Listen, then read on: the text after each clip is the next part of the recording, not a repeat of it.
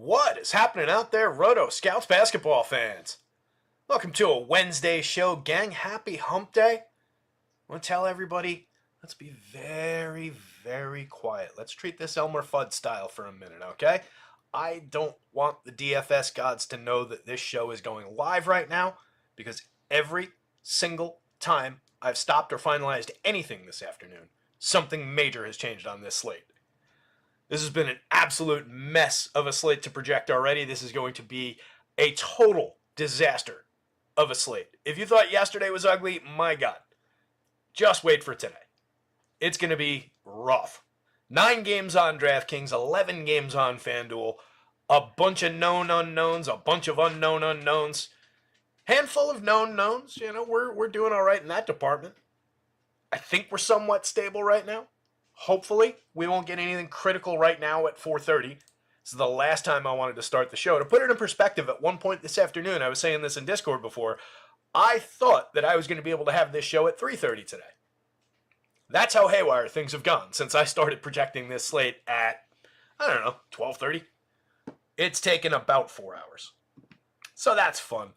Different slates, so we've got differently aligned boards. We'll sort, as usual, by our DraftKings results, and then we'll cut by the FanDuel positioning to make sure that we can talk about everybody. But let's just kind of dive on in before this thing changes around us again. We'll deal with whatever changes come during the show.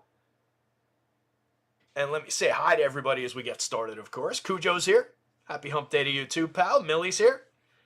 Let's just talk about it. Yeah, we're diving in. Andy, what's going on? Is Scrubs and Scrubs a new build today with a star? It could be. Scoot play ended up working out decent for Nuke. Nice. Yeah, the Philly plays were all over the place. I got to a handful of Doughton shares, which worked out nicely. What's his face? The other guy worked out nicely, but Reggie obviously just completely tanked everything. Oubre, it was just ugly around those basically mandatory Philly players. And we're going to have all sorts of nonsense like that again today. If you haven't seen, basically everybody for Atlanta is out. There's all sorts of half of Philly's out again. It is messy. So it's going to be another one like that. So again, buckle up. But let's dive on in.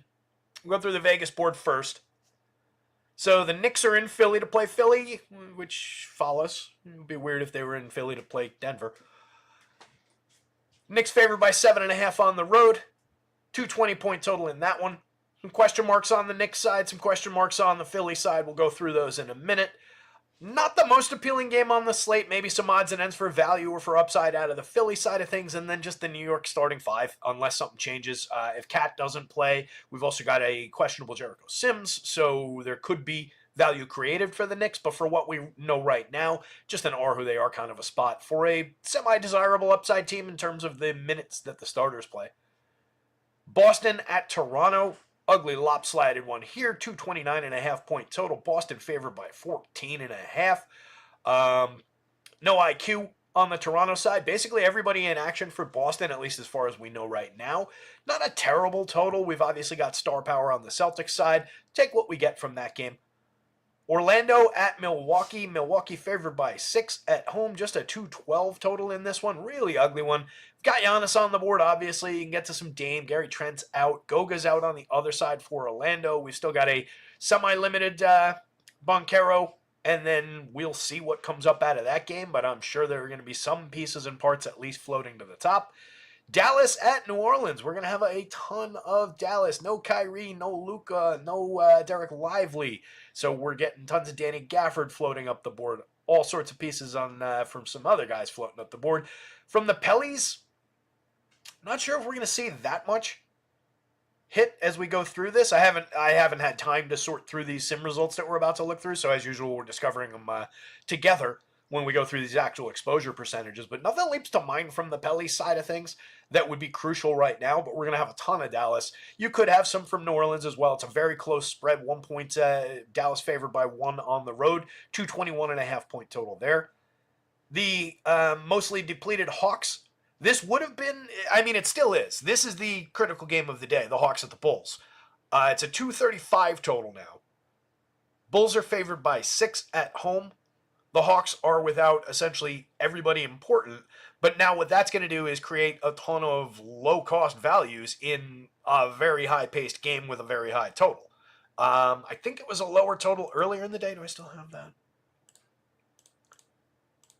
Yeah, to put the changes in perspective, after Atlanta announced that essentially everybody was sitting, that went from 243 to 235 as the game total. But that's still the highest game total on this slate. Or excuse me, the second highest, behind Memphis and San Antonio. So it's just going to be a critical game for value. Still some questions on the Bulls side of that one as well. We could see at worst, some mid-range options around the Levines and the Whites and so on of the world. But we got to see who's available in that one. But it's a very, very appealing game environment. It's just you're dealing now with a lot of question marks as far as the Hawks. Golden State at Minnesota, just a 216 total in this one. Minnesota favored by 6 at home. Golden State with a number of different question marks. Minnesota just looks like they're straightforward 8-9-man rotation and rock and roll with the top end of that. Houston at Denver. Pretty appealing game here. Should be a tough competitive game all the way through. Denver's favored by 1.5 at home, 230-point total.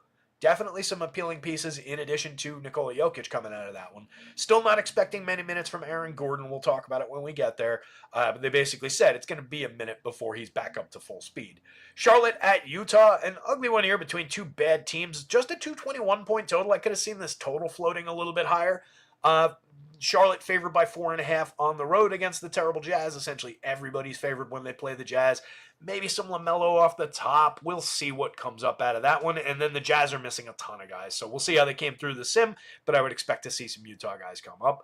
The highest total of the day now, 239.5 between Memphis and San Antonio. Memphis favored by 2.5 on the road. Mostly whole, at least, for as whole as they can get most days. Some appealing pieces and parts on the Spurs side for sure, in addition to Wemby, who's one of the highest end players on the entire slate.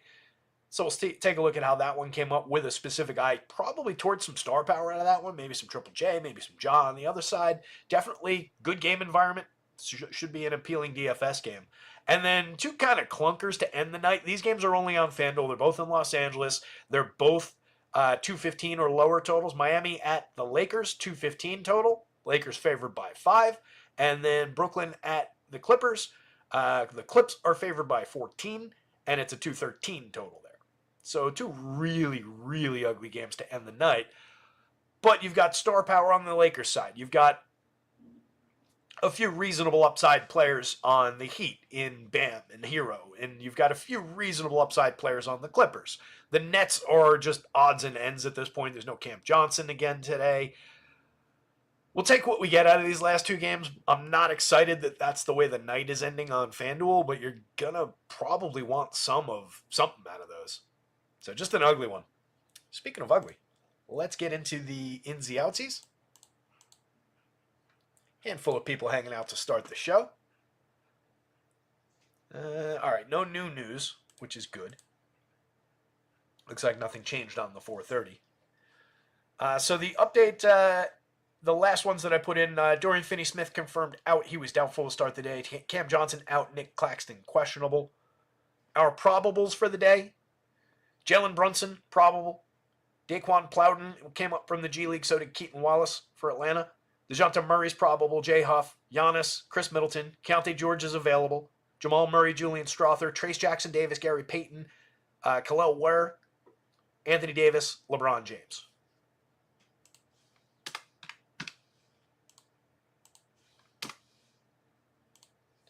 Questionables: Nick Claxton, Jericho Sims, Karl Anthony Towns, Paul George, Tyrese Maxey, some critical names in that Knicks Philly game. Lonzo Ball, Ayo Dosunmu, Kobe White, Kentavious Caldwell-Pope, Corey Joseph, Aaron Gordon, Kyle Anderson, Draymond Green. Critical names across the board there, basically. Bam is questionable, and Bronny James, who cares? Outs, the ones we know about so far. Deep breath. Andre Drummond. That wasn't a good way to get started. Andre Drummond, Joel Embiid, Kyle Lowry, Caleb Martin, KJ Martin, Jared McCain, Emmanuel Quickley, Kobe Buffkin, DeAndre Hunter, Jalen Johnson, Larry Nance Jr., Zachary Reese-Shade, Trae Young, Cody Zeller, Torrey Craig, Luka Doncic, Dante Exum, Kyrie Irving, who's doubtful. Derek Lively's out. Brandon Ingram, Herb Jones, Zion Williamson are all out. Gigi Jackson, Marcus Smart, Cam Spencer, and Vince Williams Jr. are all out. Jeremy Sohan is out. Goga and Gary Harris are both out. Jet Howard is doubtful. Jalen Suggs and both Wagners remain out.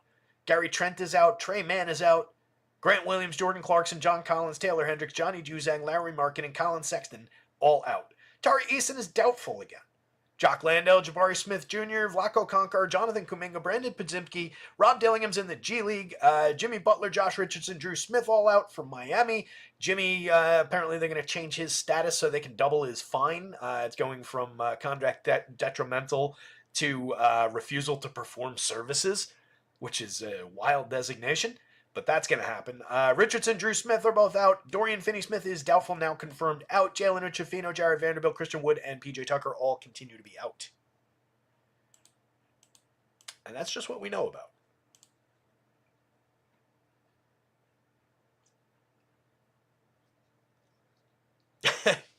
Nuke said, was huge on Scoot. Expecting him to come off the bench, and when he got that starter tag, I had to get a few drinks. Nice. All right. Let's get into this deal. So again, we are sorted by our DK slate, but since we've got 2 additional games on FanDuel, we got to cut by FanDuel positioning. But here's the very top of your DK board, just if you're looking for a quick out on the show. I don't mind sharing that some of the very straightforward chalk of the day is the most important stuff of the day, as typical. But you're getting a massively owned Garrison Matthews. He's the most highly owned player on both slates. You can see the value score 8.22. He's been playing well. He's very cheap. 0.86 per minute on DraftKings. 0.83 per minute on FanDuel. It's on increased usage. This is a player that we're used to having in the 0.6s, the 0.56 range. I don't know how much he actually played in to get to that, but limited overall player, but very, very crucial value to this slate, given that nobody from Atlanta is going to be playing. Bogdan's in, presumably. 62% exposed on FanDuel, 78 on DraftKings, one of the most highly owned players on the DraftKings slate. A few spots down, Onyeka Okongwu, coming off a monster yesterday, had that situation upside down, unfortunately. He ended up playing 28, put up a 50 on FanDuel. Not bad. Getting him 30% of the time on DraftKings, 66% of the time is one of the most crucial pieces on FanDuel, where he's got that center and power forward eligibility. You're getting a lot of Roddy here. Tons of Atlanta's coming up, and then you get nice star shares around Jokic. I mean, this is a slate where we're getting 50% essentially of Jokic and 36% of Wemby to go with it. That's how much value's on this slate already. $4,000 Vic Krejci from that Atlanta team coming up a ton because he's super, super cheap. Less so on FanDuel, a little bit of an undercut to the field. You can see what the value score looks like. Danny Gafford, again, I mentioned coming out of Dallas, 30% exposed on the DraftKings slate. That's at a 6.90 value score. On this 9-game DraftKings slate, remember, we're looking for 5.5 as our crucial guy value score. Look at all the 6+ guys today. A couple 7+ and an 8+. That's how stupid this slate is. So any of these guys as just, the super low, it's essentially a collection of high-priced guys and very low-priced guys. You've got Tatum coming through in 20% at 10-2. That goes with 11-2 Wemby and 12-3 Jokic. Not necessarily all three in the same lineup, but that's just how much value there is. You've got 10% of $10,000 DeJounte Murray going with that. 11.6 on Giannis. You've got 8% going with that. So just various combinations. If you wanted to just cut it there and make a just ton of different combinations of those guys and add a few guys down here as needed, that is what matters to the slate today. And then you've got plenty of swapping options down here, obviously. Let's start cutting by some positions, though. Again, we got to go by FanDuel positioning to keep them on the slate. Well, that's good news. At the guard spot, there's essentially nobody that matters in those late 2 games. Let's actually do that. Why don't I, instead of doing it this way, does anything matter from those late games? Literally nothing in those late games matters. 14% of LeBron, that's below the field. 6% of AD, that's below the field. 4% of Harden is below the field. Austin Reeves at 4. None of those games matter. Obviously, pieces and parts of any of James Harden, Davis, Reeves to a degree, Hero, Zubac, Bam, D'Lo, if you believe in revenge and think he's getting more than 25 minutes, I don't. Maybe some emergent value around the Nets, particularly if Nick Claxton doesn't go. That would create a scenario, but right now, I mean, that is 39% of our total lineup ownership on FanDuel. So those two games right now are kind of irrelevant, which means I'm going to cut my DraftKings position and just put it on the slate the way that people would want. I think it's a better way to do it. Those games, again, those perfectly fine with any of the stars, the upper echelon players out of there. Nuke, FanDuel's always on the slate. It's FanDuel's on the left, where it's blue. DraftKings on the right, where it's green. That's how the board always is.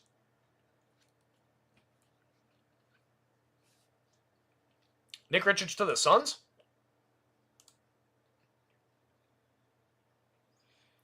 There you go. Suns get Nick Richards, second round pick. Hornets get Josh Okogie, three second round picks.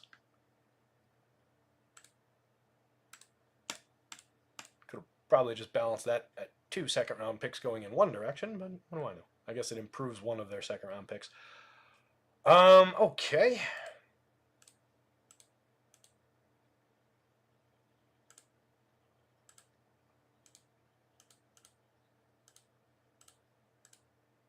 Kill.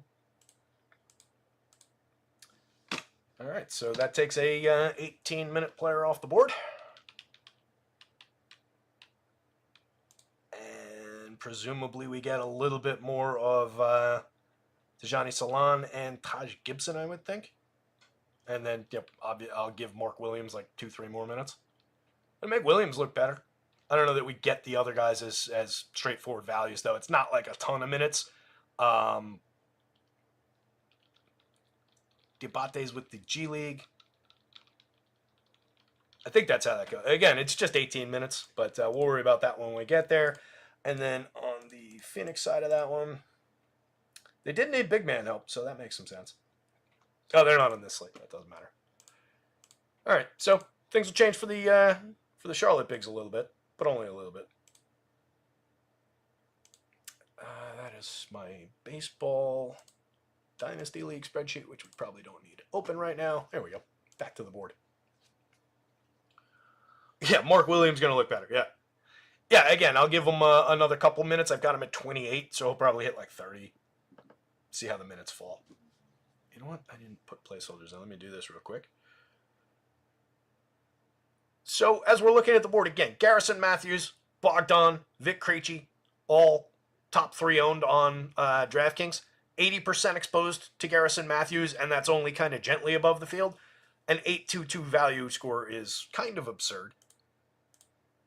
It's a ridiculous game environment, as I was saying, even with the drop by 7-8 points overall. Very high-end game environment. I've got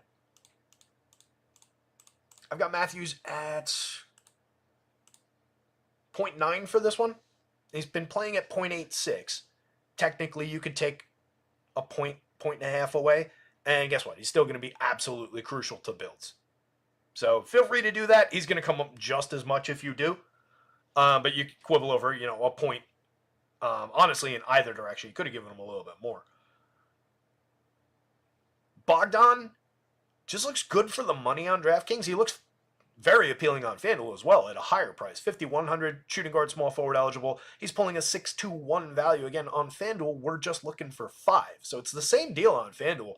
I highlighted on DK before, but on FanDuel, when we're looking for 5, we've got a significant number of guys over that, many guys over 5.5, and several guys over 6. And this is the guards only so far. So just value in every corner already and more to come. That. So Bogdan, right now playing at 0.77. I've talked about him numerous times as we've gone through the early part of the year, or the first half of the year. It is a player I absolutely believe in. He played at 0.95 last year.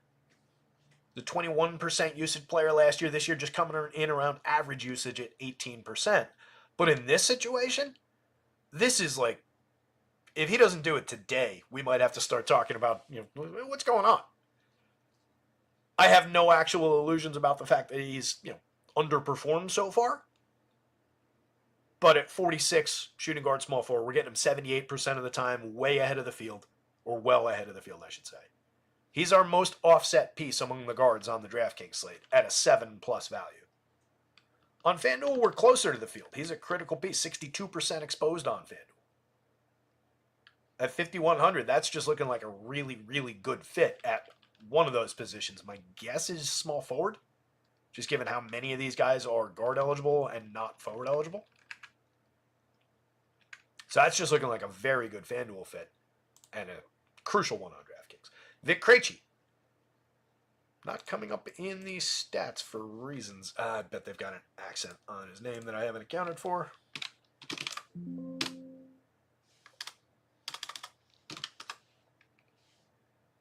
Can't be that many guys with KR. There he is. Come back. I'll cheat it today. Oh, wait.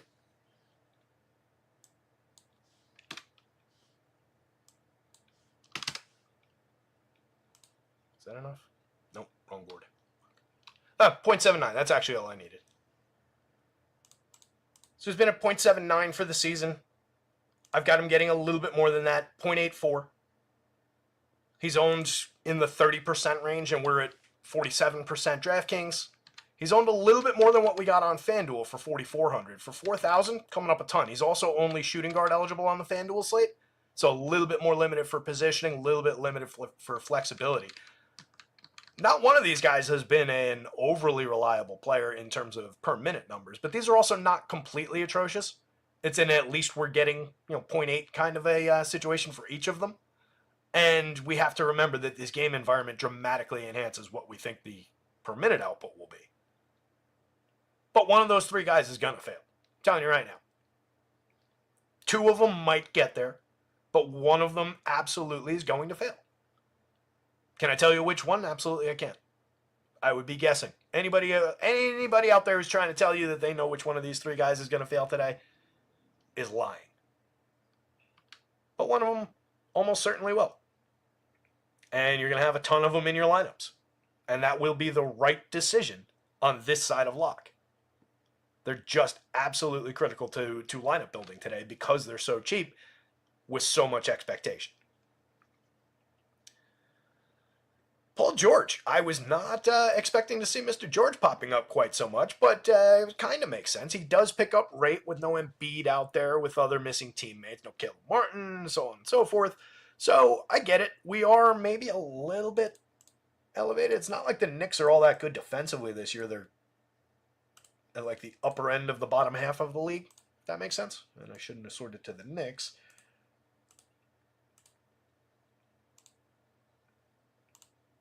Georgia's pulling lighter ownership than that. We are well ahead of the field on both sites. The FanDuel one is really standing out. 8,200 over there. We're getting him 60% of the time. That might calm down a little bit. I wonder if that's a product of position. Again, it might just be there's a lot of opening at small forward on FanDuel where that's going into. 539 is a good value score for sure.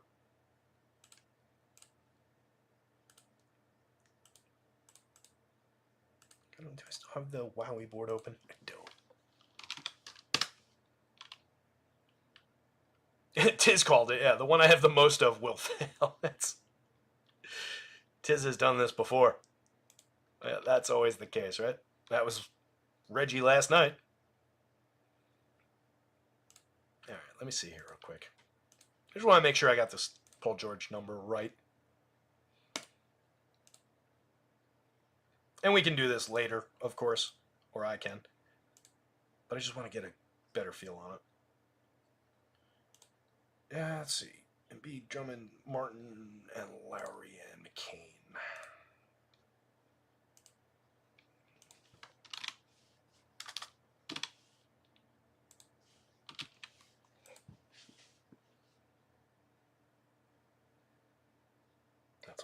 players. The samples aren't great. We're dealing with 101 minutes in the Paul George sample, 198 possessions. He's played that at 1.24. I've got him at 1.26. We're not going to worry about 2/100ths of a fantasy point, but it could be a little bit lower, conceivably, in a larger sample. So just one to watch out for there. Overall for this season, George has played at a 1.10. So if you want to split it somewhere in between, get him, 116, somewhere in that territory. But he's been very good in this situation in a per minute sense. He does have plenty of upside. He is appropriately priced for getting him at this level, given the way that he's projected. And if you took 2 points away from him, he'd be coming up still very aggressively. So it just looks like a good spot. And again, there's really not that much to worry about defensively with the Knicks. I mean, yeah, they do have good wing defenders in a man-for-man sense with like OG and Bridges out there, but even they haven't been like totally locking things down. It's easy to score at the rim against the Knicks. Give up a lot of threes to weird guys. Keontae George, with all the missing bodies in Utah, coming up huge, 42%. We're below the field on FanDuel, but that is a large chunk. 34% below the field on DraftKings, but he's a 5.58 value on FanDuel, 6.14 on DraftKings. Maybe a little bit limited on DK by the positioning, point guard only, but the price is right. The production's been fine for that number, 0.95 per minute at 5,500. With, again, basically everybody out.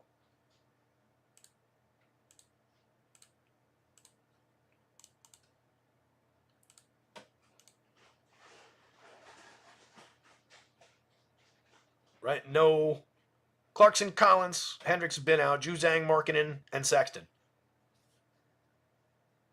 So to point, you just got to kind of defer to the few remaining NBA talents. I think Keontae George is on that list. That's a major share. I don't think I would take this up. I think if anything, I would trim from here, and maybe you're talking about 35% instead of 42% and a little bit bigger of an undercut. On DraftKings, maybe you're down to 28% and a little bit more of an undercut. But he is definitely looking solid. Ugly, but probably competitive between two bad teams kind of a game there. Devin Vassell, 4% on FanDuel for 6,500. Shooting guard only. He's stuck positionally over there.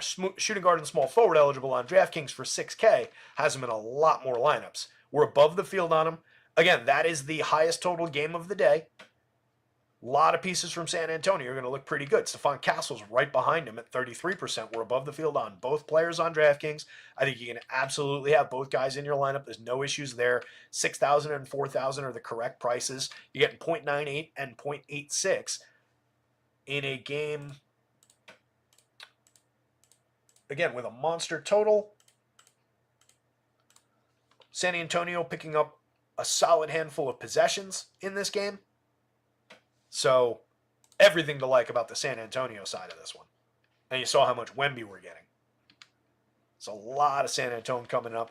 Trey Murphy, good player. Not somebody who I was thinking we'd go out of our way for today, but he is above a 5 value on FanDuel. Again, missing bodies for New Orleans again. 26% exposed, level with the field on the FanDuel slate. 20%, a little bit below the field on DraftKings. 5.25 value over there.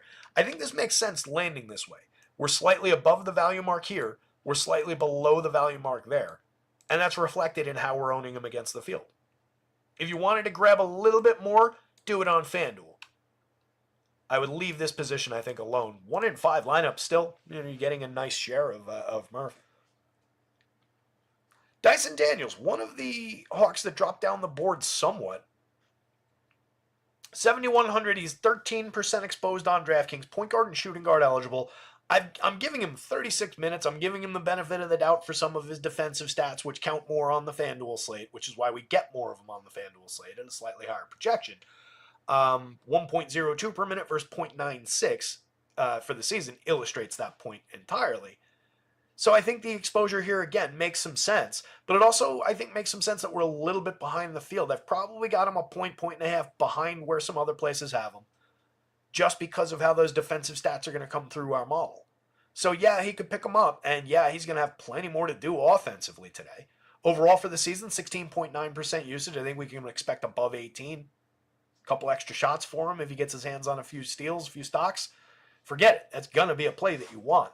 We do have him in nearly 40% of our lineups on FanDuel. He's a 5.47 value score. He's absolutely fantastic looking. It's just we got to have room for all these guys and for some other dudes. So definitely a play, definitely on the board, definitely the most appealing game environment and one of the best players on the Hawks today. So again, we go back to just the appeal of just NBA talents at a point. But he's also one that can disappoint given how he accrues his fantasy points. Nice share of Ja on FanDuel. I like that. Again, highest total of the day. Getting some pieces from the Memphis side of that one makes some sense to me and matching them up against the San Antonio guys. And I love that it's Ja. 22% level with the field. We're above our value threshold on the FanDuel board. 135 per minute out of Ja this season. 141 on DK. At 8,500 DraftKings, we got a little bit less of him. He's not quite at our value threshold, so it's a different kind of play. But at 12% exposed, a little bit below the field, Ja is star caliber enough that if you want to bring him up to the field, I have no real qualms with it. The one thing I would say is that he doesn't really tend to get that upside to 36 plus minutes. He did in the last game. He played 37-1, put up a 43.6. It's a little bit underwhelming as a fantasy score for him in that many minutes. But typically we're getting closer to the 32 that we've got him projected for. He averages 28 on the season. Obviously that's with all sorts of changing situations. But it would be, that would be the limiting factor in how much I want to try and get him back to the field on DraftKings. But perfectly fine if you do, one of the better per minute performers on that slate. Tyrese Maxey, assuming he plays, looks pretty good. 10% exposed on DK for 9,400. Again, look how much money we've got to spend. We're getting all these guys, at least a little bit. This is going to be, I would say, right there, including $9,200 Ant. That's going to be your group of your most swappable guards. And it's a collection of really good names. So if you're looking for, I want to get out of a few shares of Wemby or a forward center with a big price tag. These are your reasonable considerations as pivots. You still want to be using these value guys. If you're looking to get out of some shares of Paul George at 81, you've got a handful of really good alternatives right here. Most of them you'll be drawing back up to the field. We're essentially a little bit below the field on everybody because we're sinking so much into these guys. So, as usual, what I wouldn't want to do necessarily is try to get everybody back level to the field. What I would consider is taking a stance on a couple guys and building a position. If you're looking to draw down some of the other shares, pick one or two of these guys. And for me, I think LaMelo looks like a great candidate. You can kind of go by just the per minute marks if you wanted to.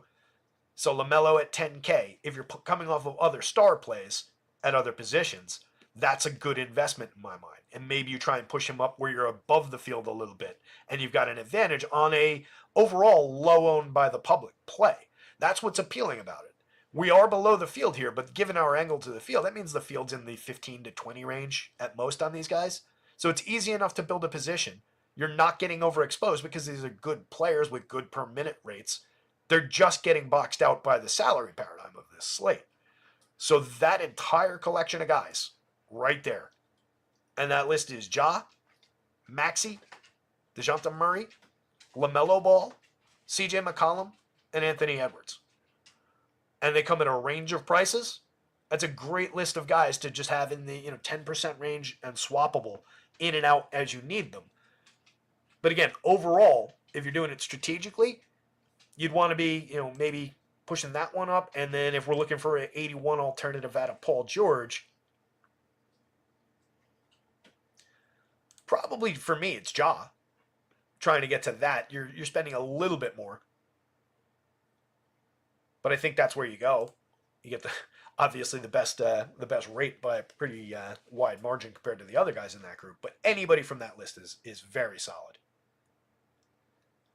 Cole Anthony, mix and match piece with good per minute marks in the configuration of this team that they're running out there tonight. 6% exposed for a 5.40 DraftKings score, different kind of slate. That would be one of the better looking marks on the board today. It kind of falls by the wayside, but you can see it is technically higher than some of our star guys.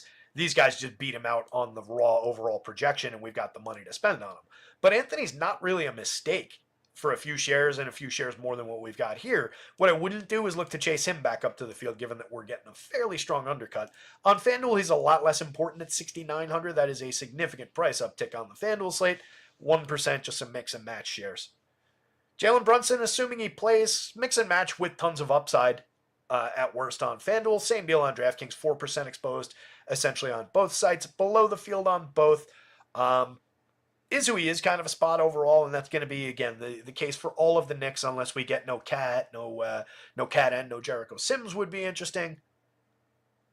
But otherwise, we're kind of just taking what we get from the Knicks. Same deal with Boston. They're essentially fully healthy. Everybody's active. So everybody's just going to look like they're in a is who he is spot, are who they are spot. 8,300 for Jalen is a good price. He's a 112 per minute player on DraftKings, 115 on FanDuel. But it does keep him below our value points. Pretty far below the value on DraftKings, closer on FanDuel. That's why we're getting double the amount on FanDuel, but single digits. What I would say there is that's another case of a pretty good player. Where's that game?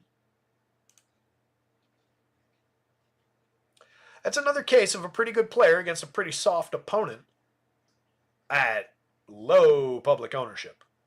So if you end up with a few additional shares of Jaylen Brown in your pocket, I don't really think it's certainly not tragic. It's not something I would go look to change.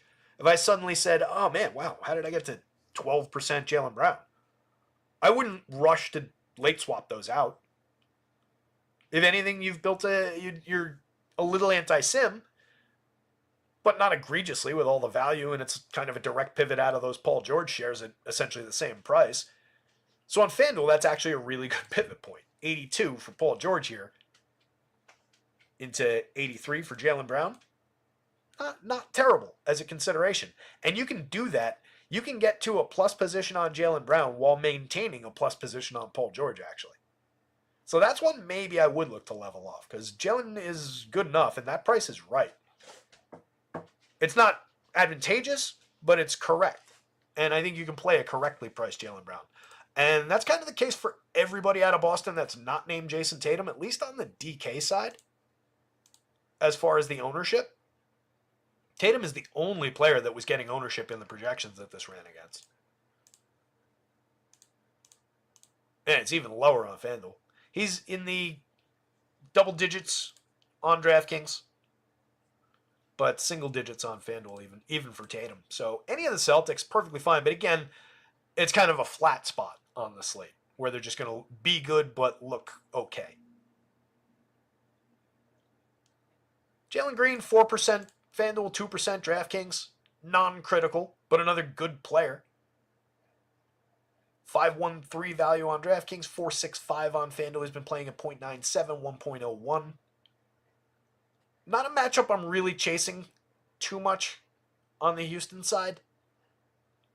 Not sure, maybe we'll get some more of the bigs. Like Van Vliet's down here just in odds and ends shares as well. 7,300 on both sites. Projected at 37 minutes still and not really coming through. I think the price is just matched up correctly with him. He's been playing at 0.95 per minute this season.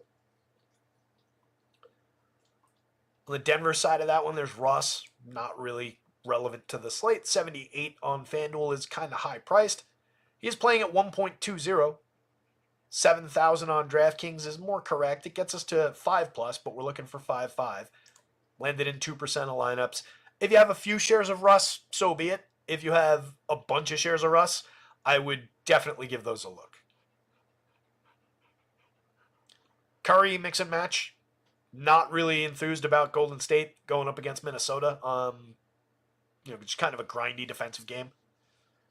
So really, maybe some pieces and parts. I mentioned Ant up here.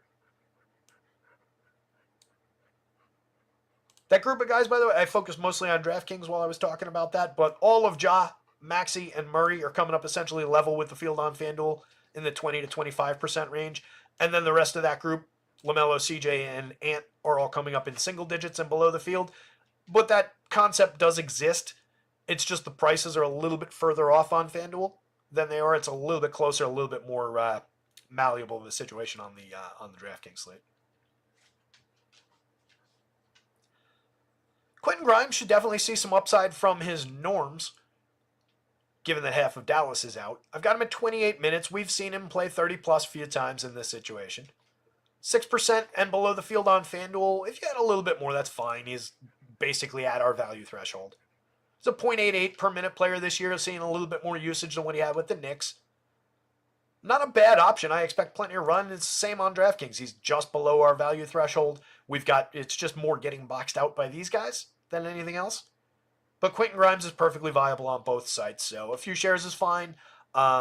Getting carried away, I don't know that you want him at like 15, 20%, but if you had him 5, 8%, that would be okay. But this is a nice position to be on a play like that, too. Giddey right now looking like a mix and match. We'll see what happens with Chicago. Obviously a super appealing game environment. If things change with the questionables, and here's Kobe White a couple spots later. If things change with the questionables on some of those guys, there's Zach LaVine. Then obviously we'll have changing situations around him. Io all the way down here. If he happens to return, I've got him just at 23 minutes. I expect he would be limited if he makes it back at all. Not coming up at all on either side. The one to watch, I think, as always, would be LaVine. If things change around him, maybe there's a little bit more to grasp onto than 2% and 0%. We are well below the field on both, so a few additional shares if you're a big believer in that spot, perfectly fine. If you're looking to chase some of your Atlanta shares with a little bit of Bulls, perfectly fine. And he's the best player on that Bulls team. Scotty, mix and match, 3%, 0.6%. Devo, 1 share on both sites. Isaiah Collier looking like the most offset guy from site to site as we get down the bottom of the board here. 4,600, point guard only, 28 minutes.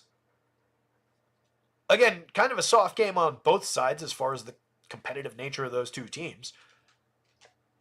It's the opposite of a rock and a hard place. It's a feather and a soft, squishy thing.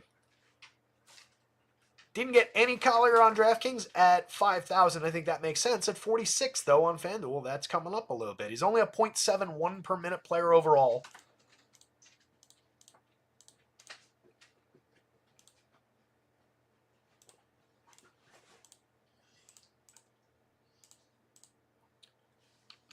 Got him inflated today because, again, basically everybody's out that would matter. So I expect good production. We've seen him perform. Do I have this one? I don't.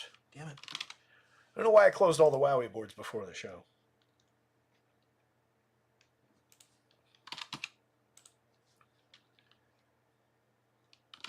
Markkinen. Juzang. Clarkson. It's absurd. Absolutely absurd. What a ridiculous sport. Who am I missing? Collins. That's a B.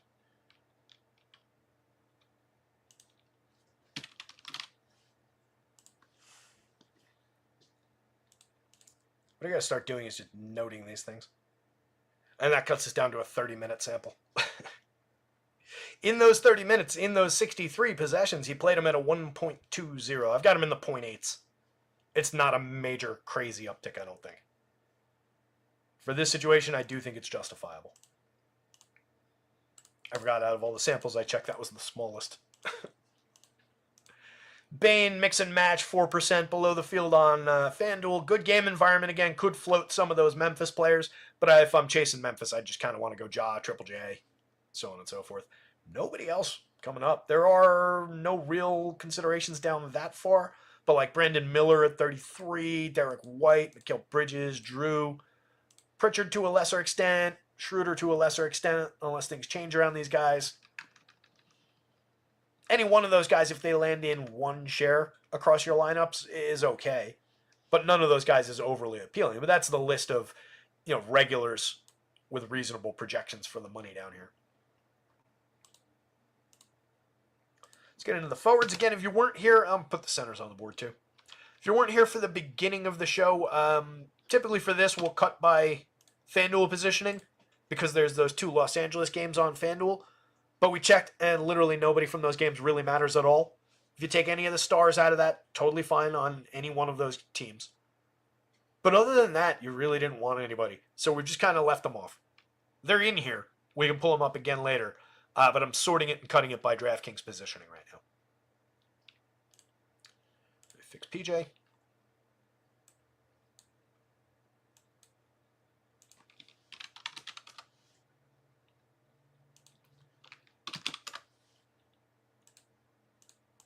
There he is. All that for 2%. So despite the missing bodies in Dallas, we're really not getting a lot of PJ. We're not getting a lot of QG. We're not getting a lot of Najee. We were getting a lot of Gafford, but more so by a wide margin on FanDuel. Nearly 3/4 of our FanDuel lineups. He's a 6.94. I believe that's the highest value score on the FanDuel slate. But you can see how many forward values and center values there are on FanDuel. Several guys way above 6, including 2 that we've already talked about from the Hawks, including Gafford, including Wendell Carter at 6.04. Again, no Goga for Orlando. That's going to have an impact. Gives him a great score, but he gets boxed out by all of these Gafford shares. Gafford's just a better looking option at 45, and it's just that price at work.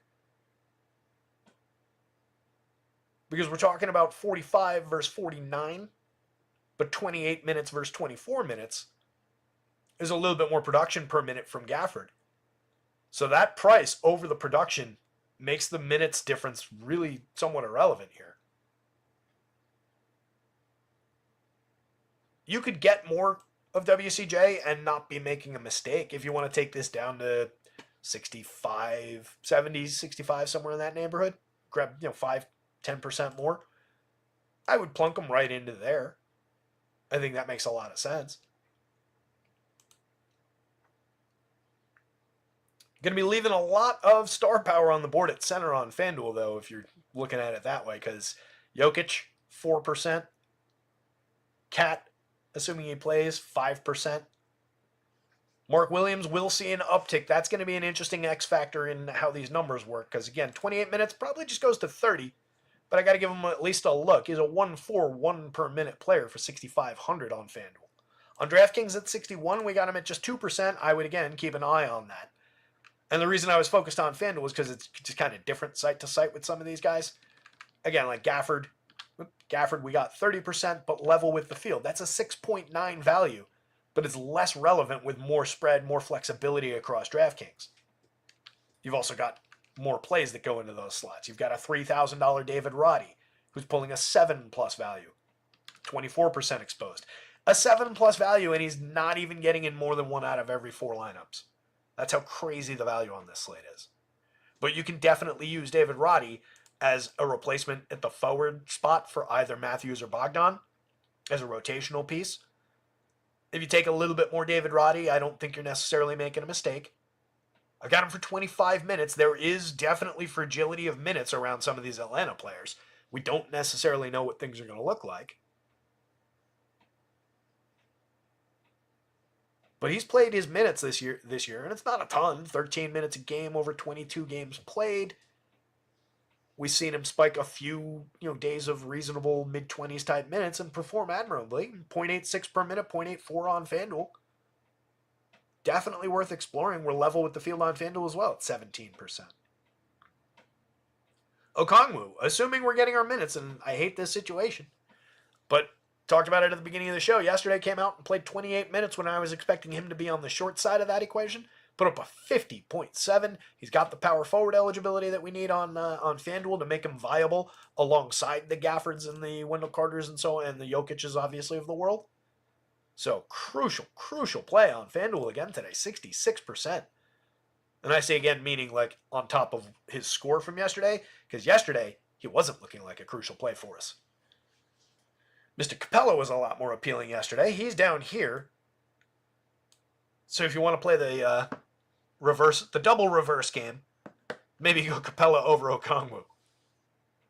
But all the numbers are suggesting that it's going to be Okongwu day. And this is with Capella pulling a 26-minute projection. I've got them, I gave it a couple minutes of them potentially playing side by side.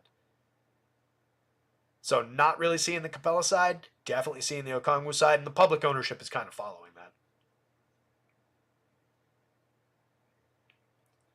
Bouncing back to the top on DraftKings, though, because this is important, we're getting nearly 50% of Nikola Jokic on DraftKings. It's a 5-2 value again. As usual, we're looking for 5.5, but with the stars, it doesn't matter nearly as much. 5-2 on Jokic, 5-3 on Wemby. In between, you've got a 5-6 on Paul George, who we've already talked about. 49% of Jokic and 36% of Wemby. I suspect we'll have lineups just like last night where you could technically get Giannis and Jokic in the same lineup and have a reasonable expectation from that lineup. I think you're going to get lineups with with Jokic and Wemby. You're not going to get lineups with Jokic, Wemby, and Giannis. He's down here. But you are going to get him mixing in replacement of either one of those guys. Same deal with Tatum at 10-2. But these guys are looking absolutely crucial as far as our stars on the DraftKings slate. Any day you can come away with nearly 50% Nikola Jokic, you're doing all right. Jonathan Isaac, reasonable expectation for an uptick here. I've got him at 24. Tends to pick up minutes in a situation like this.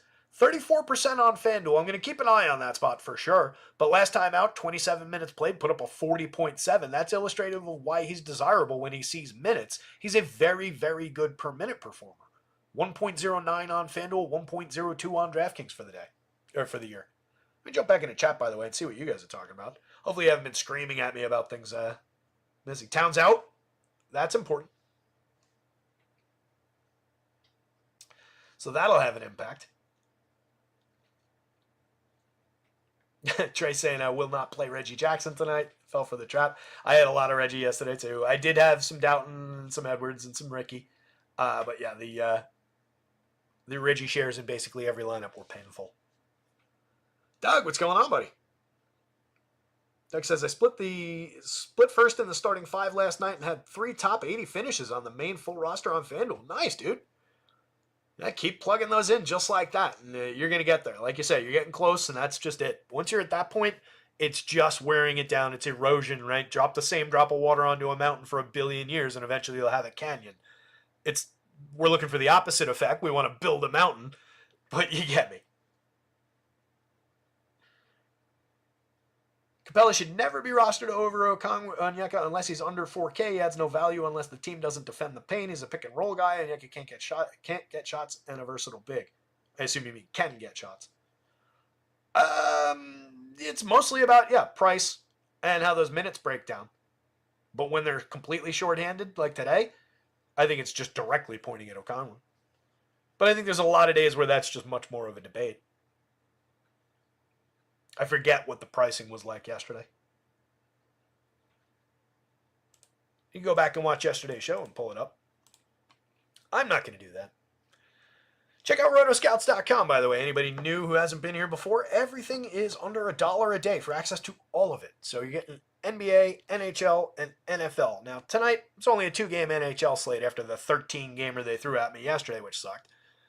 But we've got a 2-gamer tonight. We've got this monster, ugly, massive NBA slate to deal with. We've got football for the playoffs over the weekend. You can get from here to next Wednesday for under $7 on a weekly.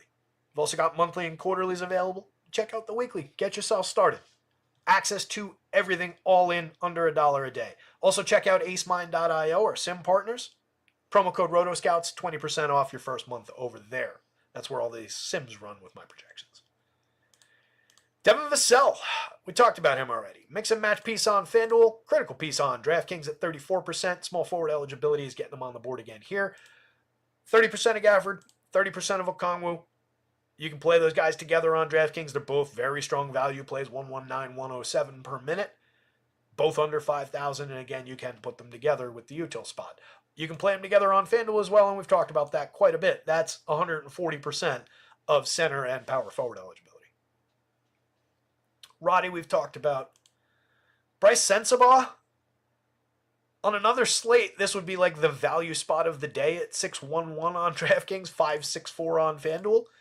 Today, he just kind of looks like just another guy as far as that value goes. He's played his minutes at 0.93 so far this season on DraftKings, 0.87 on FanDuel. But he's played just under 18 minutes a night over 29 games. The rates are decent. when he can step into more minutes, which is my expectation with essentially, again, everybody missing in Utah,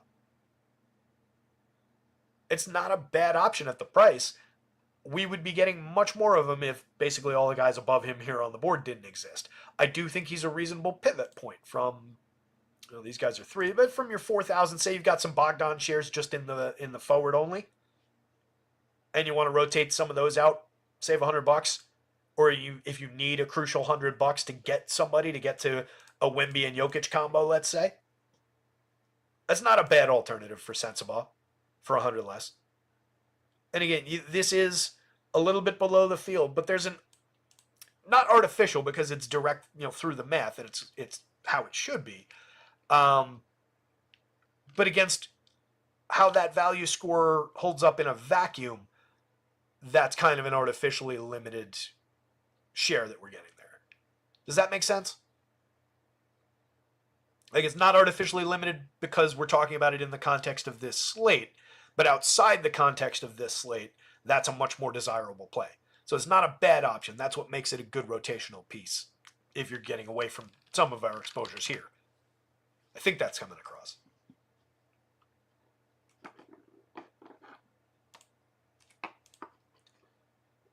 $45 Okongwu, 49 Capella. That was yesterday. Yeah, I just had the minutes upside down yesterday. Was really what changed the equation.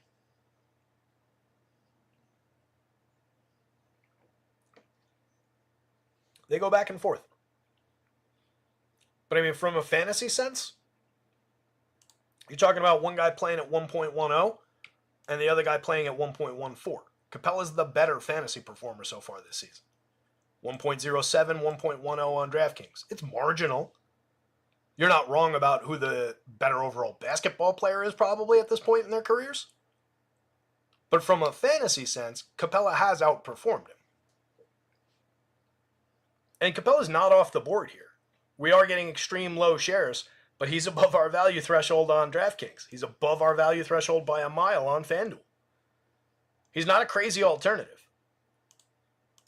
So I don't disagree with the premise of your statement, Mamba, but I think there's important factors around fantasy scoring versus actual NBA quality, and of course salary, minutes, and projection. It's all got to go into the equation.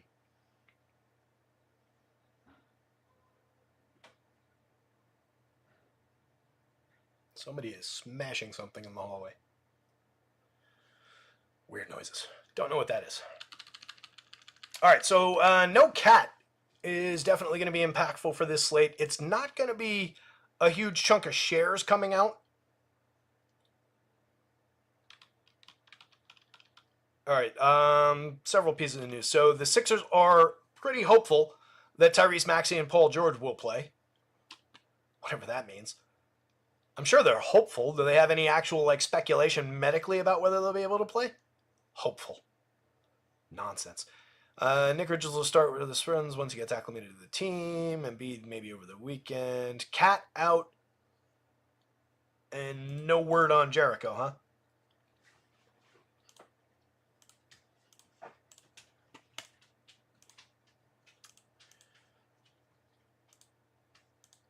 Come on. All right, so point number one with Cat being out, it's not just an impact to the Precious Achiuwas, Jericho Simses of the world. There's a pretty significant rate impact in the upward sense for several of the other Knicks. Jalen goes up, Josh Hart goes up, and I want to say it was OG, but it might have been Mikal.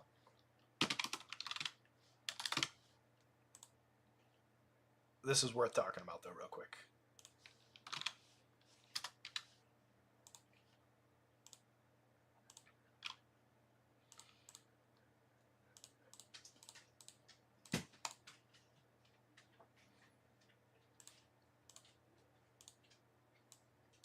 All right, so Towns was only here, right? So that's what I mean when I say there's not going to be a massive chunk of shares suddenly falling into center that we've got to fill with some of these other guys. But what it is going to do is going to change the equation for some of the guards and forwards on the Knicks. In addition to, again, Precious Achiuwa and, if he plays, Jericho Sims. If Sims is not available, I got to check Huck Porty's going to make it down from the G League, or where the G League team even is. They would probably expect some minutes for Jacob Toppin, assuming he's available. Going to have to look into that if Jericho's not available. I think if Jericho doesn't play on top of Cat not playing, that means major minutes for Precious. But let's pull the Knicks real quick.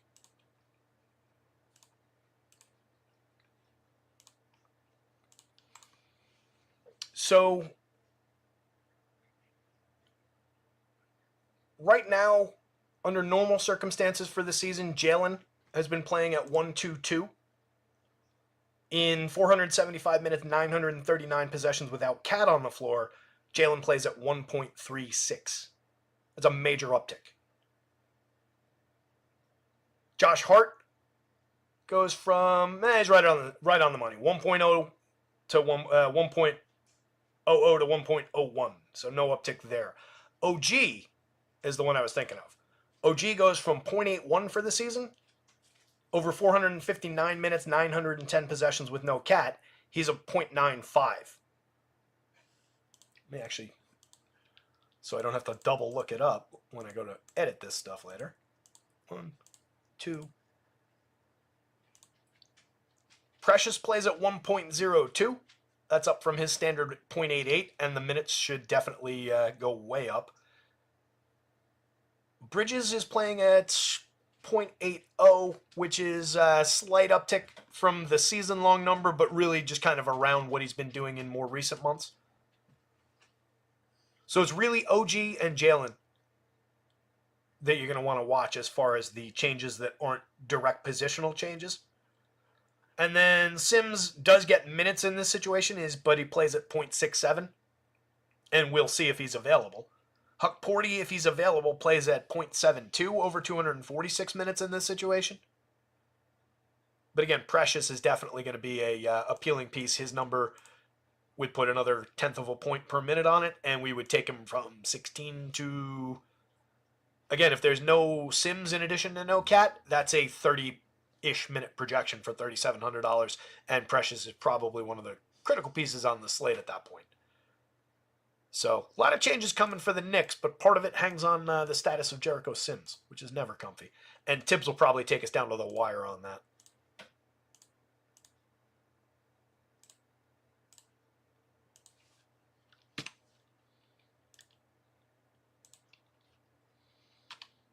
Come on. Hey, you know what I can check?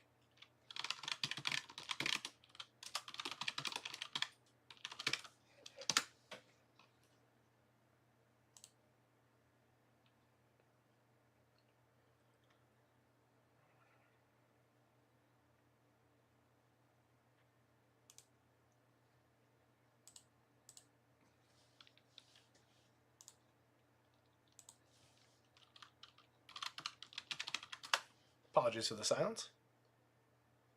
Just looking if anything was reported yet.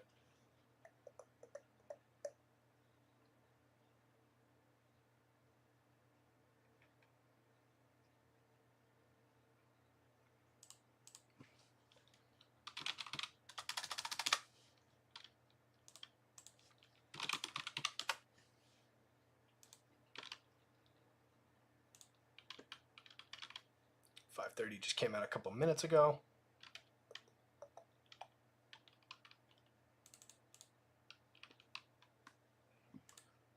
Yeah, so Huck Porty's going to be there. So he's going to hit the board. And 3,000, that would be another interesting piece if there's no Sims. So we're just going to have to watch what they do and who's available.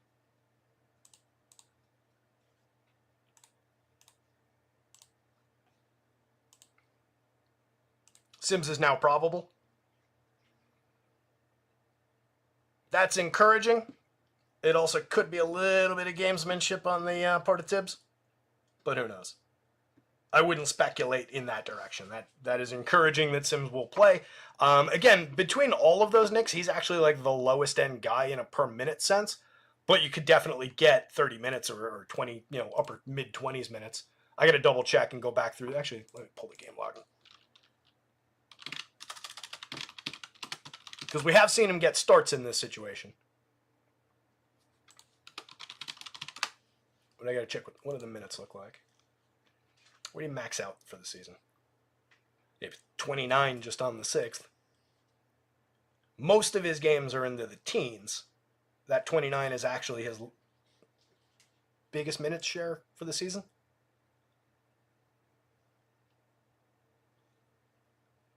Played 29 on the 6th, played 19 on the 19th, 12 on the 3rd, 23 back on December 1st.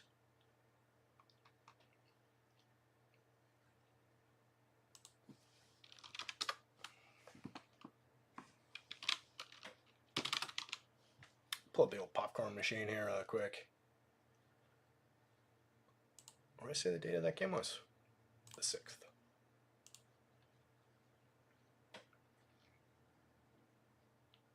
Yeah, so that was this situation.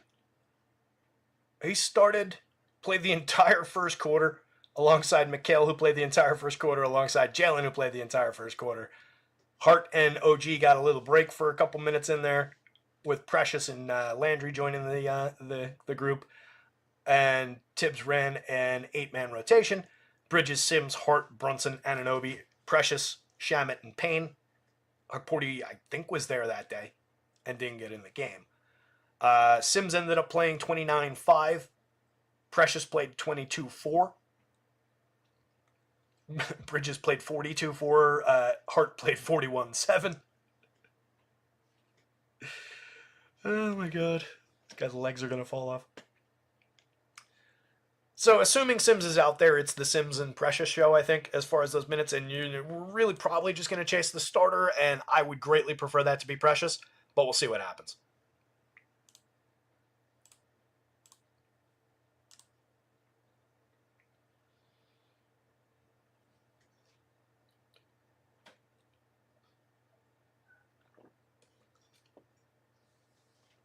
Yeah, Gafford on the board today, as Mom was saying, is just taking out major shares. And worthwhile, I mean, justifiably. Let's get through the rest of this. We are very quickly down into the onesie, twosie shares on a lot of these, but, you're talking about players like Şengün and Giannis. Cat's not there anymore. Jaylen Brown, we've talked about. Mark Williams going to see that uptick. Nas is always interesting. Just 2% exposed on DraftKings at 51, 58 on FanDuel. The pricing is kind of correct for even his ability to spike some upside outside of the games where he goes triple standard deviation on top, which he's very capable of doing. But not really looking like he's going to sneak into too many lineups or need to be in too many lineups with all the forward values and center values on the board today, or the desire to get stars in those roster spots. PJ, again, the price is probably just a little bit high. The opportunity is perfectly fine. 0.95 per minute over 35 minutes is workable, but it's got him at a 486 value, 502 on DraftKings. He would be drawing more shares, again, outside the context of this slate. That's not a bad option, but today it's not looking like a strong option. Najee, same thing. Amen Thompson, good as he's been. 7,800 on DraftKings has him at just a 4.83 value today. 4.72 for 8,300 on FanDuel. Not really seeing a ton coming out of the Houston side of that game. Walker Kessler, 1% on FanDuel. I'm guessing it's lower on DraftKings. Nope, same on DraftKings for a change. 71 versus 6,700 because he's just more valuable to FanDuel with the way that he scores his fantasy points, but not looking like a crucial piece even with all those missing bodies. OG is going to go up a little bit on the back of that rate increase. We'll see that go up some. Not sure how much that's going to matter. At 56, you might see 5-8%. At 63, you probably see less, maybe 4-5% on FanDuel, but it'll go up some. Randall, not really relevant on either site. Perfectly fine to have a couple shares of Julius Randle. He is a 1.04, 1.09 guy across sites, but you've just got so many better options on a very big slate. Kristaps at 6%, 1 share on DraftKings. Same thing with Kristaps is what I was focusing on when I was talking about Jaylen Brown earlier. All of these Celtics in very much they are kind of a spot against a soft opponent are owned in the single digits. So as far as trying to rotate out stars and top shelf type type talents like guys like Porzingis, the Celtics are a reasonable enough target for putting some of those shares on, because you've got so many high quality players on that team owned in the single digits. So as far as like a spot I wouldn't mind landing against where the field is, where it could quickly gain you an advantage, keep the Celtics in mind for that. It's not a terrible consideration. That game is carrying a 229.5 point total. The Celtics are massive favorites. There's blowout risk and so on and so forth. But the exchange for that blowout risk is that you're getting KP, Jaylen Brown, Jason Tatum, except not on, I forget which one of the two sites. One site he was owned at like 20. The other site he was owned in the upper single digits. He's the most popular player, but super playable on both. But everybody else, single digits. So there's quality that's accessible there. They're more pivots out of, your top end guys. And maybe if you're pivoting from that's Tatum. If you're pivoting from some of these Towns shares, let's say, if you just need a soft landing spot for those, KP's not a terrible option. You drop them into a single digit owned KP, grab a few shares of that you didn't have before, 71, and now you've got some money to spend at some other spots. Not terrible. Again, not something to chase that much. When I talk about these things, it's just because I find them interesting and they're sometimes crucial inflection points for the slate. But just because we bring it up doesn't mean it's like, oh, wow, now I need to have 20% KP. Not the case. Filipowski, 2% FanDuel, 1 share DraftKings. Maybe we find a couple more minutes as things change around him in that game. Again, tons and tons of missing bodies for Utah. So just keep an eye on where projections go with these guys. If he pulls more projection, he'll quickly get to the 5.5 value and the 5.0 value on DK. And, for every additional minute he might pick up, he'll get exponentially more valuable. He is definitely on that kind of trajectory price-wise. 43 and 43 for a 0.89, 0.87 per minute player. RJ against the Celtics, really not looking that appealing. Scotty wasn't either. Even with no IQ, I really don't love that spot. Rudy Gobert, no thanks. Dylan Brooks, we didn't get any shares of these guys, really. Barrett, Gobert, Brooks, Jaden McDaniels, Harrison Barnes, Julian Champagny. Everybody down to Josh Hart, who we got 5% on FanDuel. Maybe we pick up a few additional shares. I'm not going to give him any more than 38 minutes, even though I expect he'll play more than 40 now. And we didn't get the rate uptick for Hart. So probably going to end up about the same. Wasn't relevant on DraftKings. Levine could potentially go up if we get no IO, no White, etc., etc. Here's Triple J. Kind of disappointed where he came up. It makes sense with how that price bounces off of all the positions. Again, it's just one of those situations where that 88, that 9,000 is an awkward fit as far as we've got room for multiple guys more expensive than that. We need the guys that are cheaper than that. So I think he just kind of gets boxed out of some shares. Another guy who's not a terrible alternative to consider, and I'm suspecting pretty low owned by the field.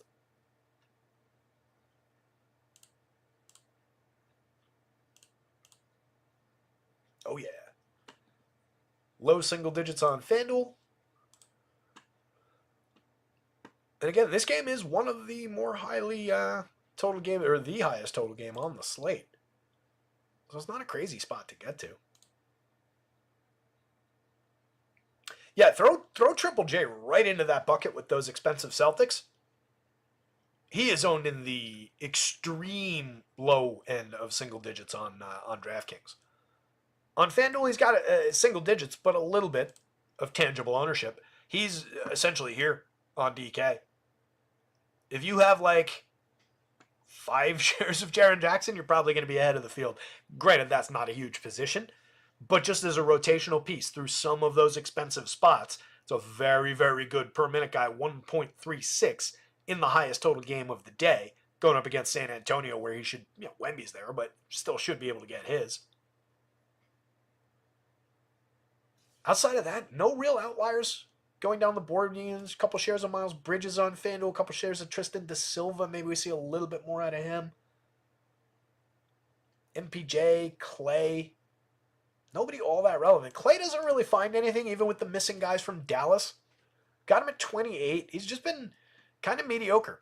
The 55 is basically correct for the 0.86 that he's put up this season, 0.89 on DraftKings. for 59. You could see him take a few more shots, be more, the 24, 25% usage guy. Maybe he sinks a couple and plays at 0.90 plus. But he's got work cut out for him to be above 1.0. And just that price doesn't work against this slate. Nobody relevant down this way at all. A couple guys like Cody Williams technically showing a playable value score on FanDuel at a 503, but not desirable. A couple of these guys. 524 would be kind of on the board. That's Nick Richards. He's gone. 554. That's above our value threshold, technically, for Brandon Clark. We just don't need it. He's only 3,500. I've got him at 20 minutes in the highest total game of the day. And he's above the value on DraftKings. And we didn't get him in a lineup. $3,500 Jalen Smith. It's only a 16-minute projection, but that pulls him to a 571 value score. Didn't get him. It's below the field, but the field's probably 2%. It's very crunched up at the top. I do think there's room to take some of these and spread out across some of these. Or more accurately, again, these are like your rotational guys into shares, and then you can beef up some of these in exchange for some of those. So it is a direct, if you wanted to cordon off some of these groups, like 1, 2, and then all the way down.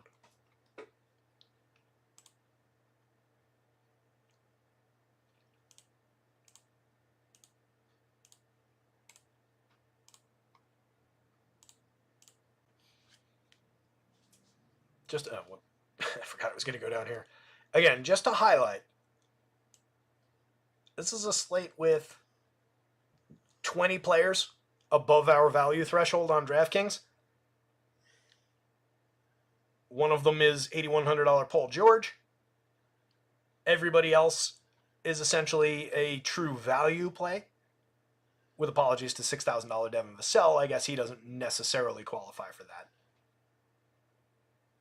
$5,500 Keontae George. So, lower mid-range type guys, and then true value plays. And we're getting tons of them. But that is a ludicrous amount of value. That's the only ludicrous on this show today. That's a ton of value on DraftKings. And it's the same on FanDuel across some of the same guys, some differentiated guys. But on FanDuel, we've got, on a larger slate, 28 guys above our value threshold with another handful of guys right at it. Oh, weird. Why didn't Zubac come through? Oh, he's on the LA game. That's right. Too many moving parts. Let's put those back on the board real quick, just for people who weren't here at the beginning.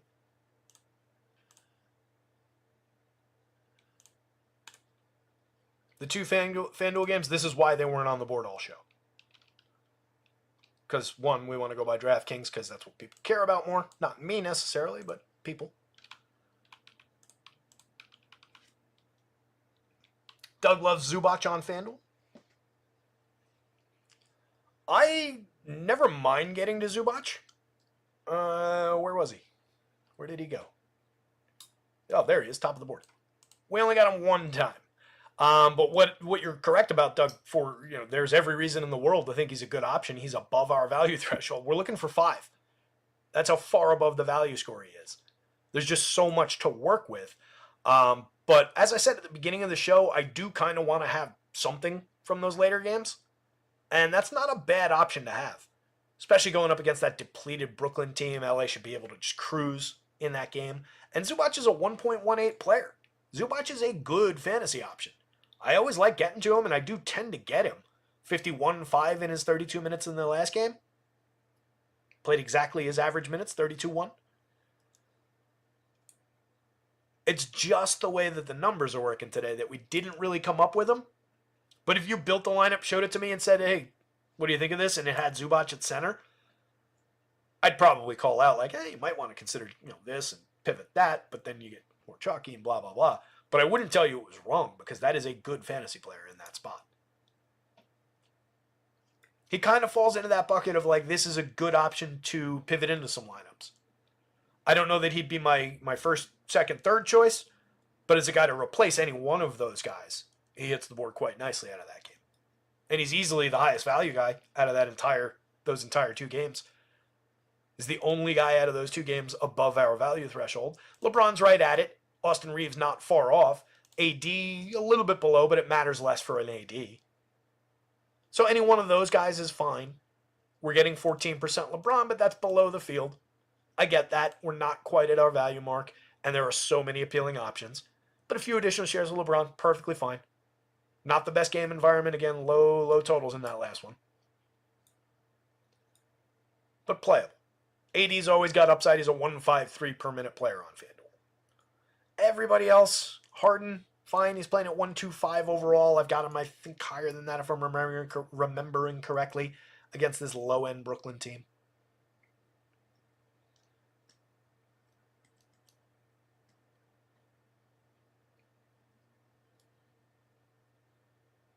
Hero, 2%. Another guy, fine.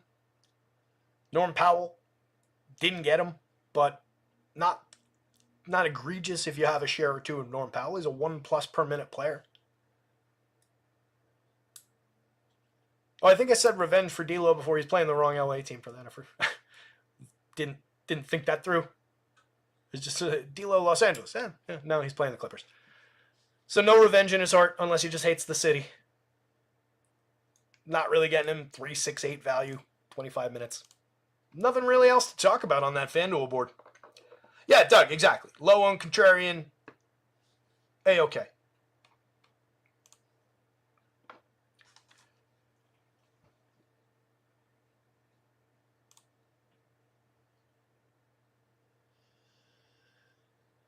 What else we got?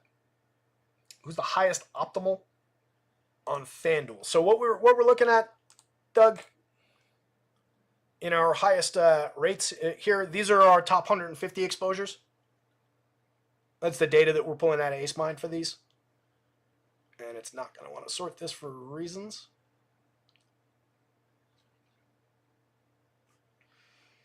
Okay. Why would it freeze there?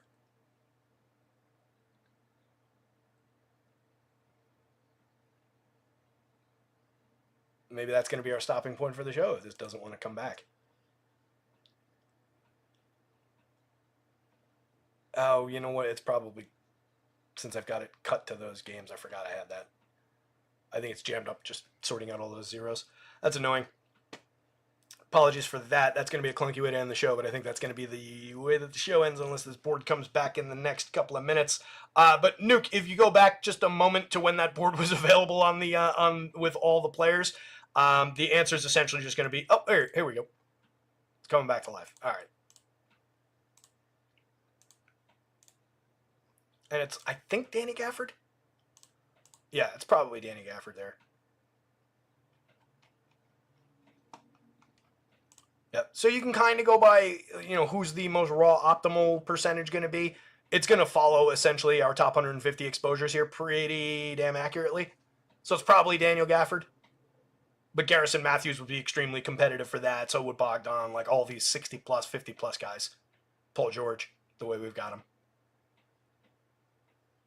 But I like talking about it in the context of, all right, across a portfolio of 150 lineups, where are we getting these guys? Rather than the context of across 50,000 sims, how many times was this guy in the pure winning lineup? Those are a little bit different of a conversation. But the numbers do track in this direction. So I think it plays. Thanks for the reminder, and hit the like button, gang. Subscribe if you're not already subscribed. We're coming up on 6 o'clock. Doug says he was in 50% of lineups on FanDuel and 90% on DK. Is that Gafford? Who?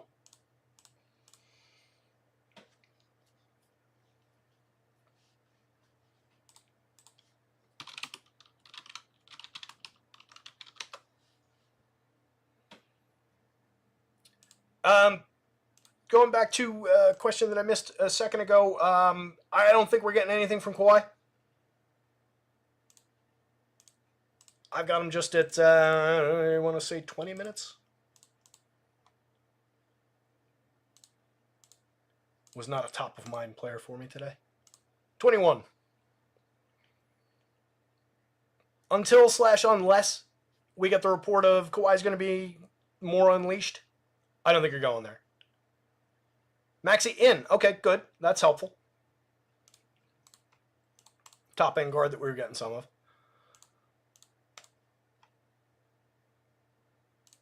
But yeah, like Kawhi is definitely good in the sense that for 63, I've got him at 24 FanDuel points, 116 per minute.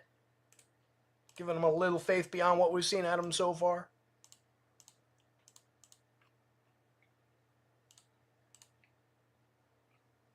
But we didn't see him. At 63, again, he's played these 3 games that he's played, his 20 minutes a night at 0.87 so far. We know for sure that Kawhi is better than that, but he might not be that guy just yet in terms of just working himself back into shape and overcoming, all his issues. So it's difficult. If they had priced him more correctly for what he's been giving us and what the current role is, then we would maybe be talking about it a little bit, because it's an excellent, potential per minute option.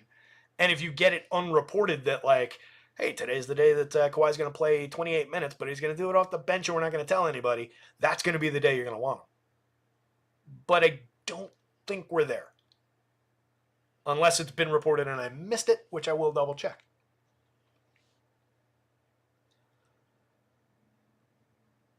Yeah, Doug, I hate what the Nets do with Daron in these situations.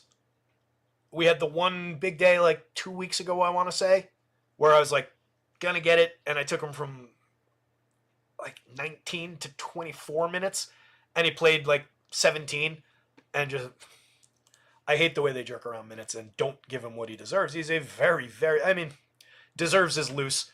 Deserves from our perspective.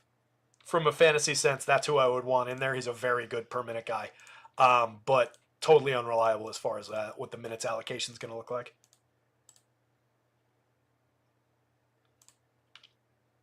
All right, 114. That is your best per minute guy on the Nets. He was also the best per minute guy on the Nets last year, or among these guys as they come together from last year. So yeah, it would be nice to see him for more than 18 minutes. He played 17-9 in their last game, put up a 20.9 FanDuel score. That's not going to be enough at 44. We just need him to play 24 minutes. Frustrating. I'm with you. That's not a bad call. The center the Sun should have traded for. Or maybe the Lakers should have traded for him when they traded for Dorian Finney-Smith, like you're saying. How big is Daron?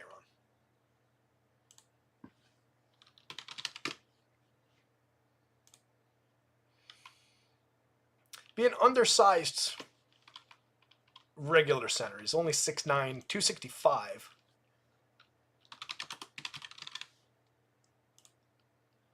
Richards, who they just acquired, 7-footer. True 7-footer, 245.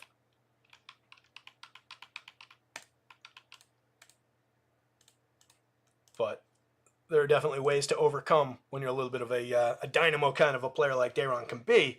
There are ways to overcome a height difference. Anyway, guys, coming up on 6 o'clock. One last time, hit the like button for anybody left out there. I know we've bled a couple people as we've been just kind of rambling through the end of the show here. But you guys rock, as usual. Absolutely appreciate every single one of you. Hit the like, subscribe to the channel. Let me drop a link to the Discord in case there's any newbies hanging out. And check out Roto Scouts. Everything under $1 a day, all in. Basketball, football, and hockey right now. Baseball, 26 days till pitchers and catchers. Coming up before you know it. I'm going to try and get some season-long content going for baseball. We will see. No promises. Good luck out there tonight, guys. Somebody go win something. Share it when you do. And I'll see you tomorrow. Later.